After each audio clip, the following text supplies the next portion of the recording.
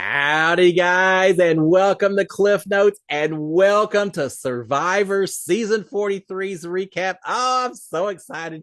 The granddaddy of all reality competition television shows, one of my absolute all-time favorites. Now, obviously, I got a soft spot in my heart, or warm spot in my heart for Big Brother, but Survivor was my original love in terms of reality TV. I'm so glad to see it back. I'm so happy to be covering this season. Watch everything based on the first 2-hour episode we had this evening. It's going to be a fantastic season.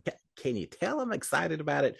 All right. So how's it going to work this year? Well, first of all, last year when I covered Survivor, I went in, I did a preseason cast assessment. I tried to predict how people would finish, how they would do. I hate doing that. All you're working off of is a picture of each contestant, a few lines of bio that CBS puts out, and you're expected to make assumptions, to make judgments about each of these contestants based on that information.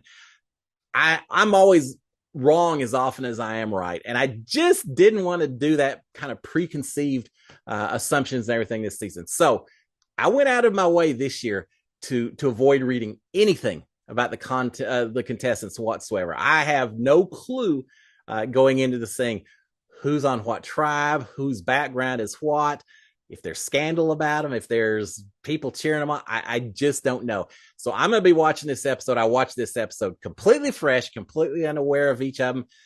Learning about each of these contestants more naturally, more organically, as we're introduced through the episode itself. Hey, it's a different way to do it. And I'm kind of happy that I did it that way. Now, the second thing, I want to give a fairly brief, concise summary of what happens every episode. Because tonight is a 2-hour episode, it would make this recap maybe a little bit longer than I want for a single video. So what I've done is I'm going to break it up into 2 parts. I'm going to have part 1 of the first episode. That's what you're watching right now. And then I'll shut it down halfway through. I'll get it posted. And then we'll do recap for the second part as well. So you don't have to necessarily watch all of it all at once. All right. I hope that sounds all right with y'all, because that's how we're going to proceed. All right. Let's talk about Survivor and what happened this evening. First of all, I love the way Survivor is always introduced every season.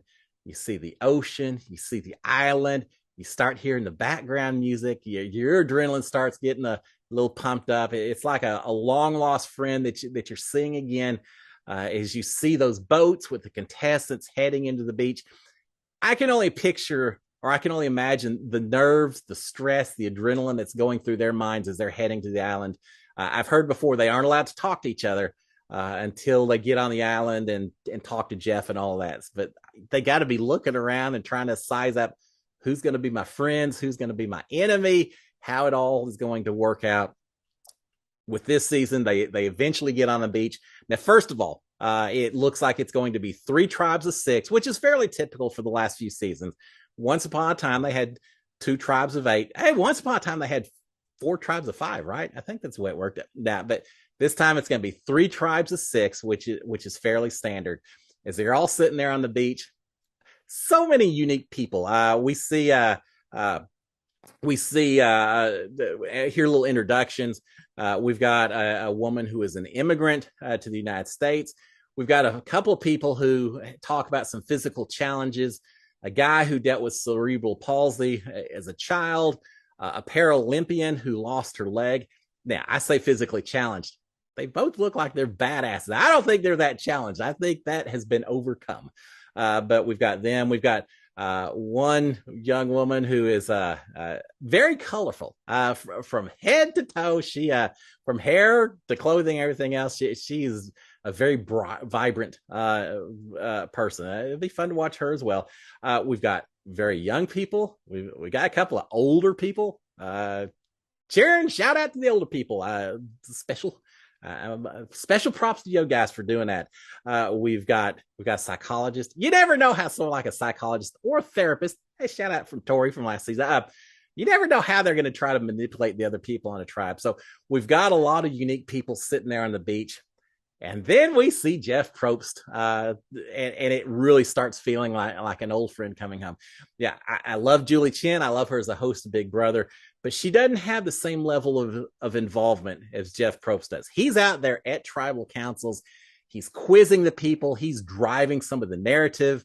that's happening within. He's right there at every competition, yelling and encouraging people and giving people a hard time who aren't doing well. Seeing Jeff there for yet another season, it's just the continuity that I like seeing from season to season.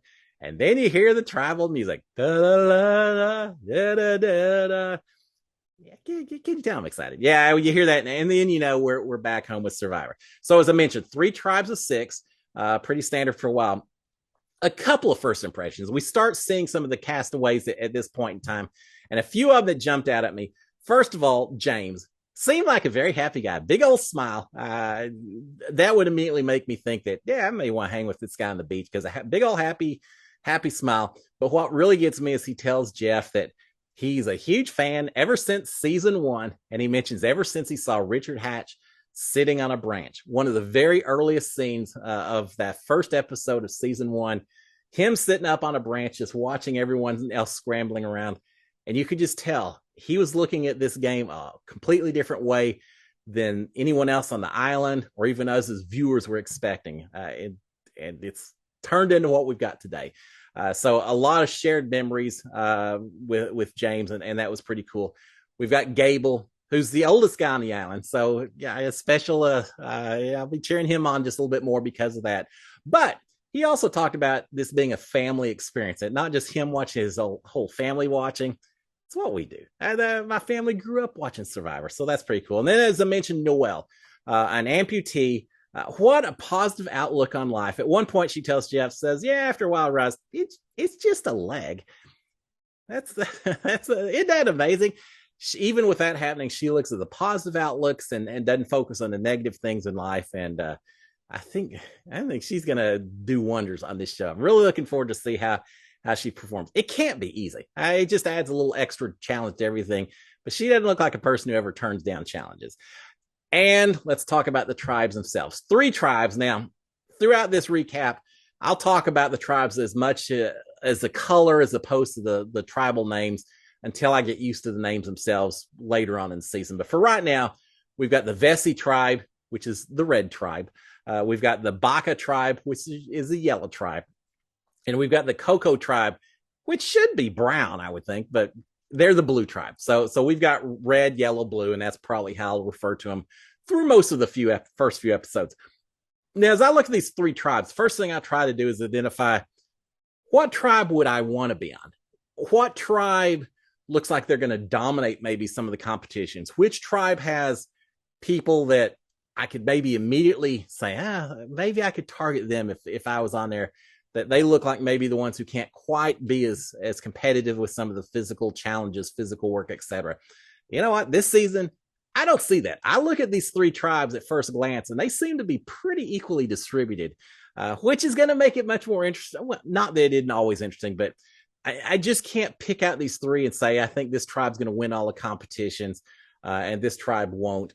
There's some big old muscular guys on every one of the tribes, but there's also some muscular, women and everything. I mean, just these guys look like they're all there to fight and compete all the way through. So yeah, I don't have a favorite tribe going in terms of who I think is going to dominate. I don't think they will. I think this is going to be mixed quite a bit, which is going to be kind of cool.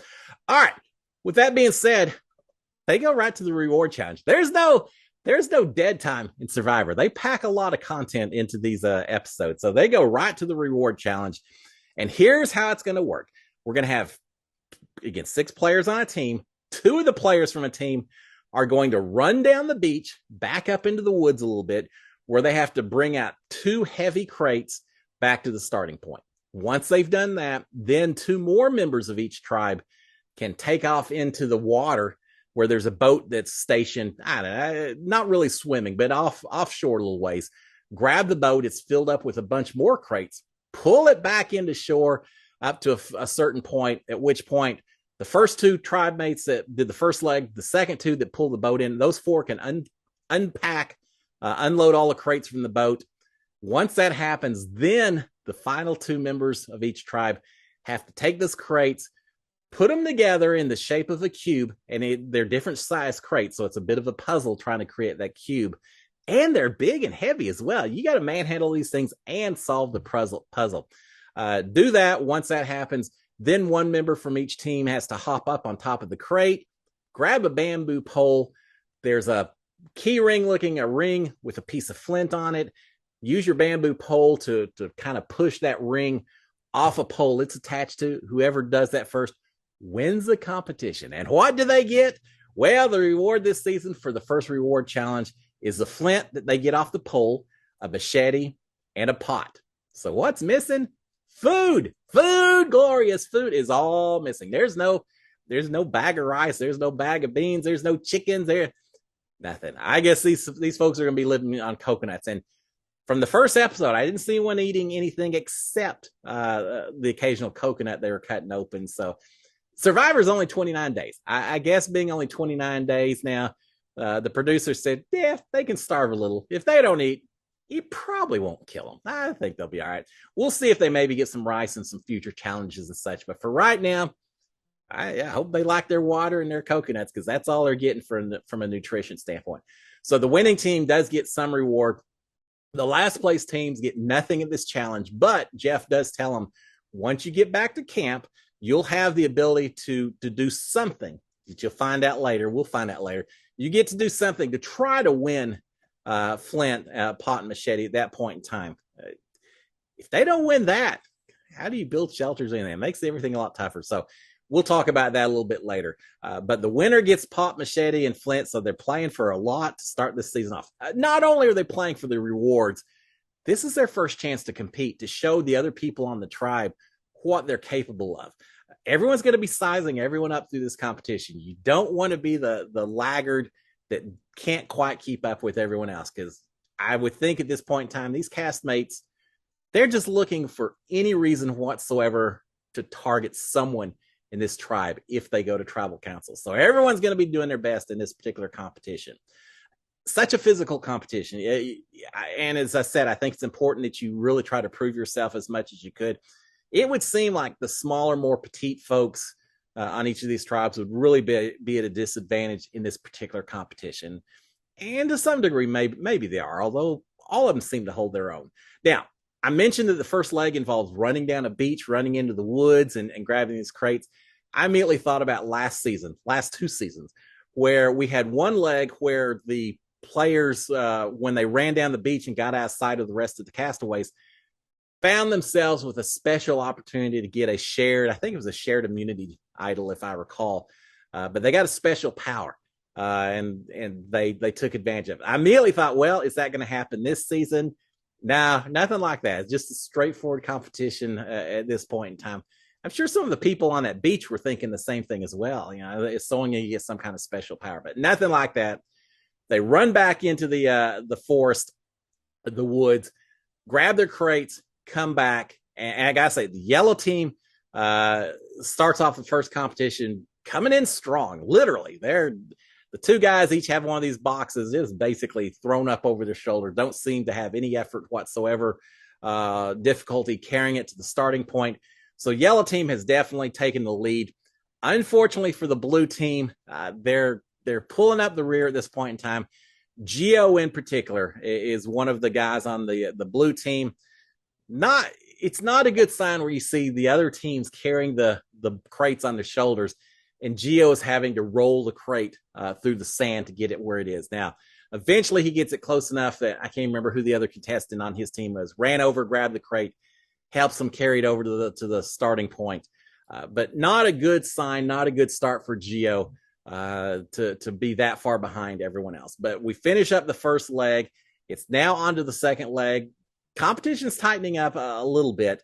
The red team is basically caught up to the yellow team. Blue team's still a little bit behind, but we've got the red and yellow pretty much neck and neck. So it eventually comes down to the two that have to solve the cube puzzle for each team while manhandling those big old crates. And what's amazing, you never know in these competitions. It takes them long enough to put this puzzle together and everything that eventually the blue team, who was in last place, has managed to put their crate together first. Lindsay is their team member who gets up on the crate first. So it looks like blue team's getting ready to win this thing, win their reward. Well, not so fast. What I had probably thought, what I think most of the castaways probably thought, was that grabbing the flint off the pole was just kind of an afterthought. A lot harder than that. It's a heck of a lot harder. Lindsay's trying to kind of engage her bamboo pole up against this ring to get the flint off. She continually gets it up about halfway off the pole, and it slides off, falls right back down to the bottom of the pole. This pole's a little bit of an angle. Not easy, not nearly as easy as I thought it was, and she's really getting frustrated as it goes through. Now, while she's doing that, the other teams get their crates done. The red team is up there, and pretty interesting. Dwight is up with the bamboo pole for the red team. He's having some difficulties as well, until eventually he gets a little assistance in the form of advice from Cody. Cody is the elevator sales guy. I think in the beginning intro, he seems like a kind of funny guy. He says, "Oh, a better one because I've already spent half my winnings or something." Cody, the elevator guy, starts yelling out to him, says, "Hey, your bamboo pole is hollow in the middle. Hook that flint, get that flint inside the hole of the bamboo pole, and then see if you can't lift it up." Dwight does it, and it works. Cody saves the day for the red team. Red team wins this thing. Now Cody looks like he's decently from a competitive standpoint, physically competitive and all. Looks like he's going to do fine. This guy's also got some smarts about him. He figured this thing out, saves the day for the red team. Red team wins the thing. So now within the blue team, Gio had problems with the crate. They came back. Lindsay had some issues getting the flint off. If blue team goes to tribal council, you probably have two people that very easily could be the first targets of the season. So it's imperative for that team to try to avoid tribal if at all possible in this first episode. But red team has won it. Each tribe's off to their comps. The other two are going to have to try to win their rewards back at their camp. What kind of comp is it? Well, we don't know at this point in time. Before we talk about those two comps, though, let's talk about the red team who's just won this challenge. Now, first of all, I mentioned Cody, the elevator sales guy. He seems like a fairly charismatic leader. He's a nice guy. Seems like people are going to get along well with him. At least based on the edit, it seems like he's one of the first ones to speak up once they get back to camp and saying hello and all of that. So it seems like he's going to be a key part of this particular tribe. They won the reward challenge. Everything's going great for the red tribe, right? Well, yeah, it is until you find out that there's really not anyone on this tribe who has any kind of construction or outdoor experience or really anything that was going to help you around camp. It seemed like they are definitely struggling as they try to build shelter, and it continues through the episode. They have some major difficulties with it.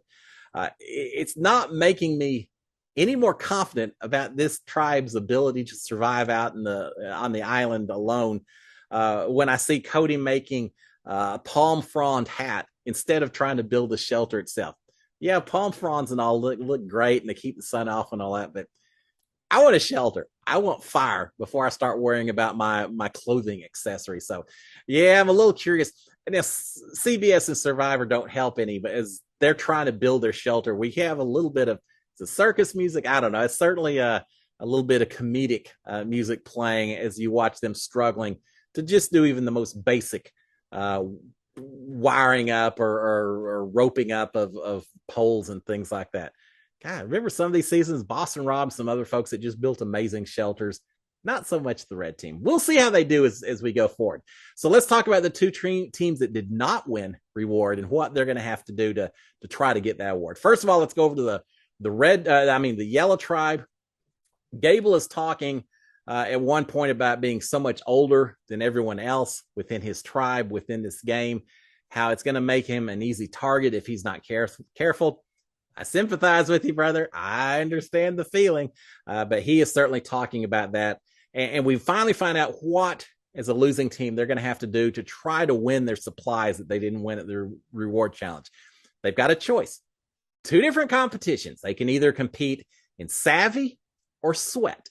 So what is savvy? The whole team has to solve a brain teaser, but the key is they have to solve it. They only get one try, one guess to solve this thing. If they don't get it right, that's it. They don't get Flint rewards, anything until I think right before the immunity challenge, which is day 3, I think. So yeah, and that's a long time to be without fire and water and things like that. But they only get one guest. The other option, sweat. Two teammates have to dig up supplies. They'll have an area that somewhere within this area, the supplies are hidden. But the thing is, they dig. They have up to 4 hours for digging.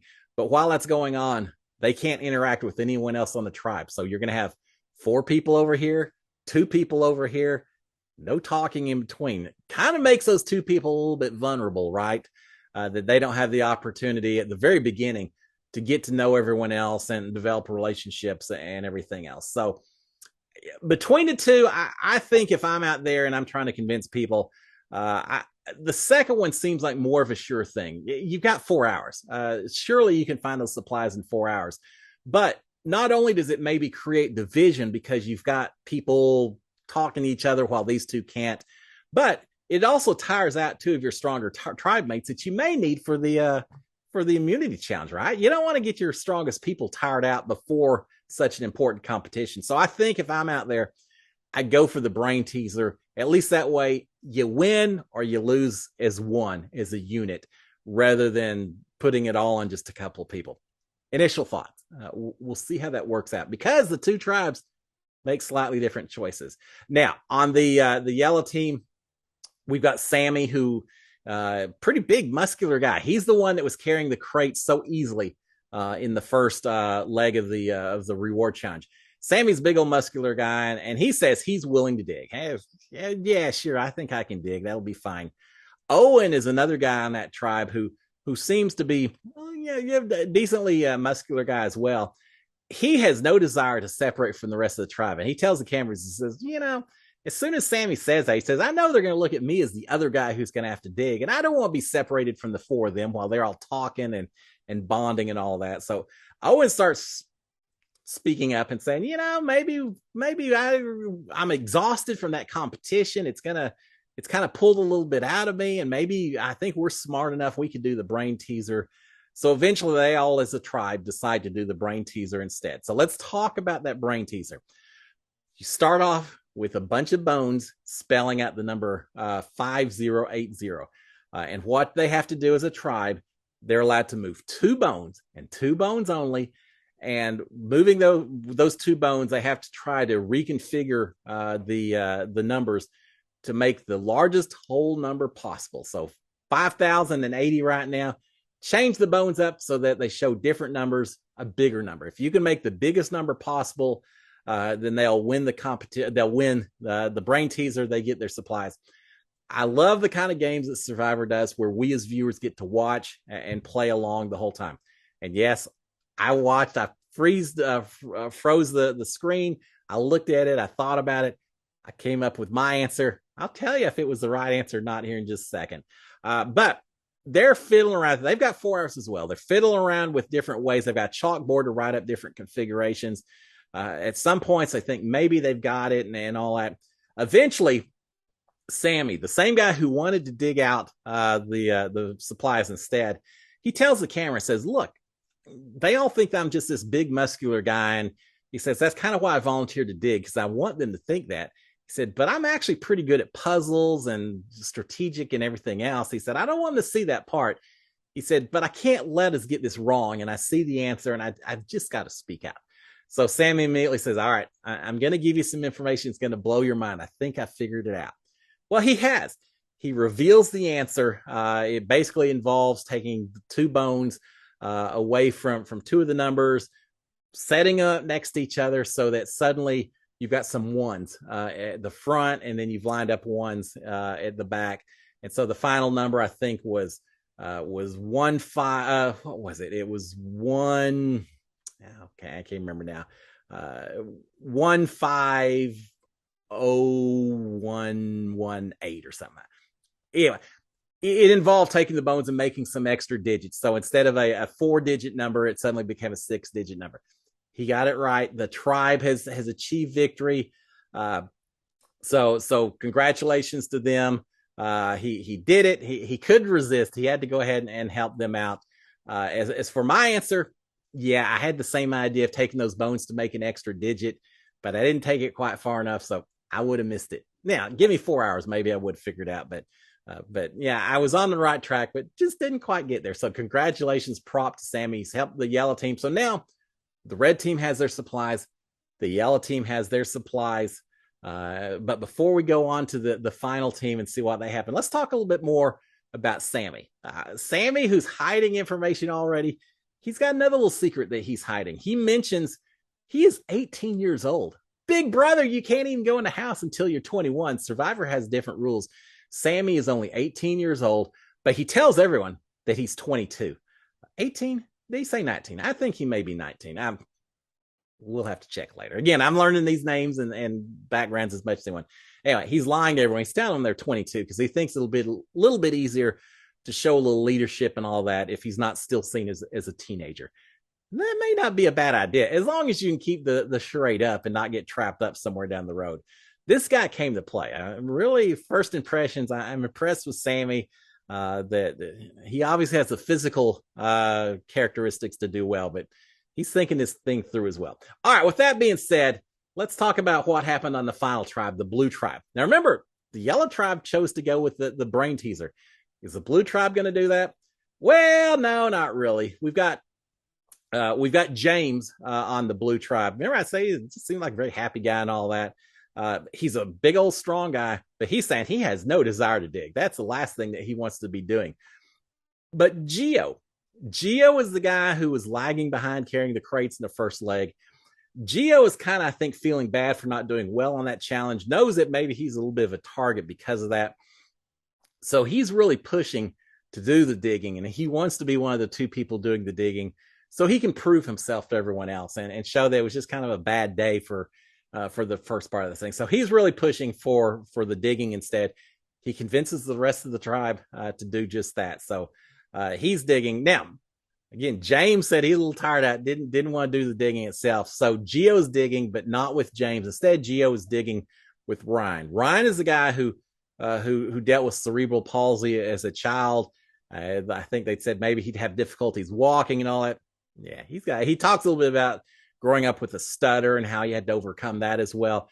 He's definitely had challenges in his life. He's definitely overcome them as well. Impressive guy. So he's out there digging with Gio. Ryan's the one who actually comes up with a way to dig in the shape of an X, cover as much ground as possible as quickly as possible. It's about a 15 by 15 square area of sand that they're having to dig in. It's tough. How far down do you dig before you decide you're in the wrong location and scoot over? Because I don't think they're told, it's a foot down, it's 3 foot down. Harder than it looks. It physically laborious, but also just not easy to figure out how you're going to do it. But he comes up with a way to make a little X-shaped sorting pattern, and it works. It only takes, they had 4 hours. It takes them 30 minutes to find it. So pretty impressive. Well done, Ryan. So as a result, now all 3 tribes have their flint, their pot, and their machete. So they're back on equal terms at this point in time. But while they're doing this work, it has cut down on their ability to build their shelter. The red team had a lot more time to build a shelter. Didn't help because they don't know how to build shelters anyway, but at least they tried. All right, let's talk about the red tribe a little bit. We go back to the red tribe. We see Justine and Noelle, 2 of the women on this tribe. They're seeming to click with each other. They talk about to the cameras that they're about the same age. They just feel comfortable with each other. So you can tell that they may be working as a duo pretty quickly. But it's something that the rest of the tribe also has already seemed to notice. And as a result, we have our first announced alliance of Big Brother Season 43.